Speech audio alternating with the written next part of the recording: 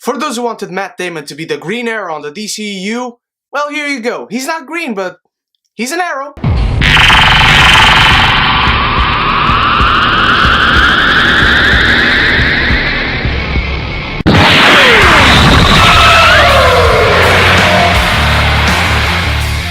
The Great Wall is directed by Yimou Zhang, written by Carlo Bernard, Doug Morrow, and Tony Gilroy, and it stars Matt Damon, Tian Jing, and Pedro Pascal, among others. This tells about two European smugglers who go into China to search for something, and then they are attacked by a mysterious creature that they don't know what it is. Suddenly they are captured by the Nameless Order, the army that protects the Great Wall of China, and soon they learn about why that army is there and why the Wall of China was truly built for. I'm a huge fan of fantasy films. Fantasy is my favorite genre, and Yimou Zhang directs great war epics for China, and this movie is another great war epic. Now, this is a movie that's not going to be remembered for the millennials of cinema. It's not, but it's a good movie, and it's just that. First of all, the performances all around are good. Matt Damon is good, Pedro Pascal is good, Tian Jing is great in this movie, and you will love what she represents for the feminine audience out there. She doesn't need to show her ass or her boobs, she doesn't need any lingering shots on her ass or boobs,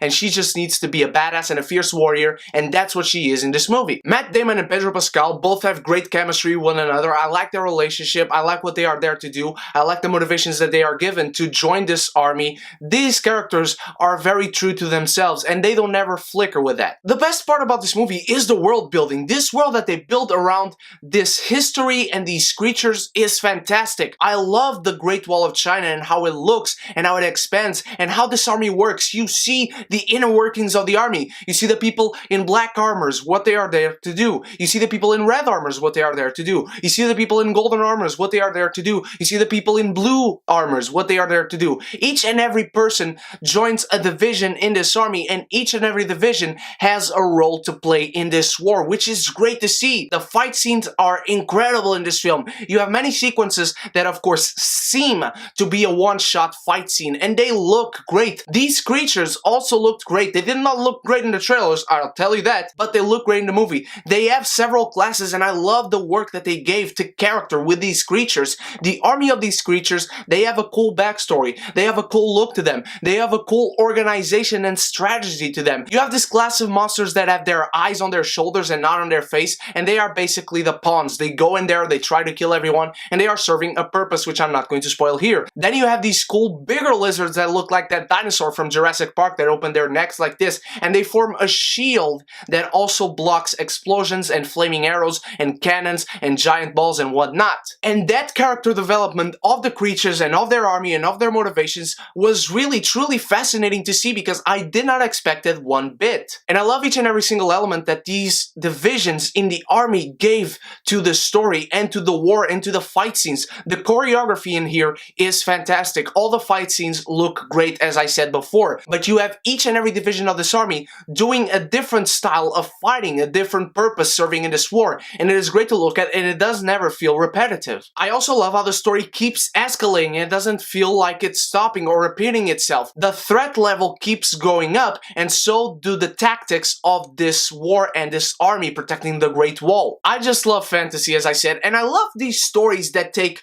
real-life events or real-life monuments in this case, and they just give a deeper and imaginative backstory behind it, and I love what they did with that in this film. Now, not everything is good. As I said, the special effects are good, but in some shots you will see, for instance, the creatures looking very good against the humans as they are fighting, but something in the background doesn't really mix well. You can see the lines blurring on the edge of the screen, for instance. Another thing that left me wanting was the character development. These characters are fine, they are cool, you want to see them win, but there's really not much beyond the surface. They are very, very straightforward. They are very face front about who they are and what they are. There's just nothing beyond the surface, and I'm fine with that, but it's really something that will leave you wanting. Willem Dafoe is kind of wasted in this movie. You know what he's going to do, you know what his purpose is, you know how he's going to do it, and it's just very predictable. And Pedro Pascal, I love his relationship with Matt Damon, I love whenever he's in a fight scene,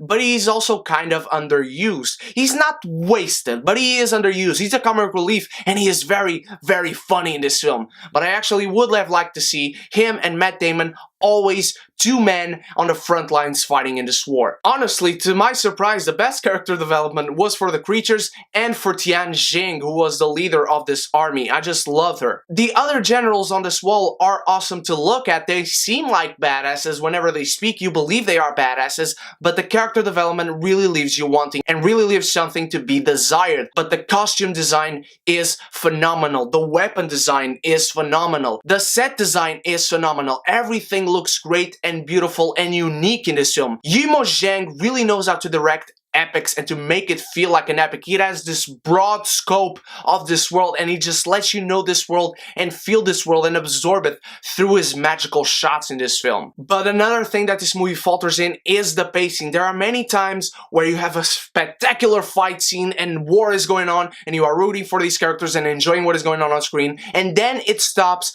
to give a little more exposition and a little more developing, and they are basically telling you, okay, this is what we're going to do now, and then this is going to happen, so we'll need to prevent this from happening so we can do that instead if it happens. It's textbook exposition and textbook narration is what it is in this film. It has pacing problems, it leaves you wanting in the character development department, but what is bad in this movie is never awful, and what is good in this movie is really kind of great. The Great Wall is a great fantasy film, it's a great war epic, it gives you a new world to absorb, it actually gives you good villains to enjoy in this film. It's not going to be remembered for the annals of history, but if you like fantasy, I tell you, go watch this movie right now, go watch it in IMAX, because The Great Wall is certainly a martini. It is a good time, anytime.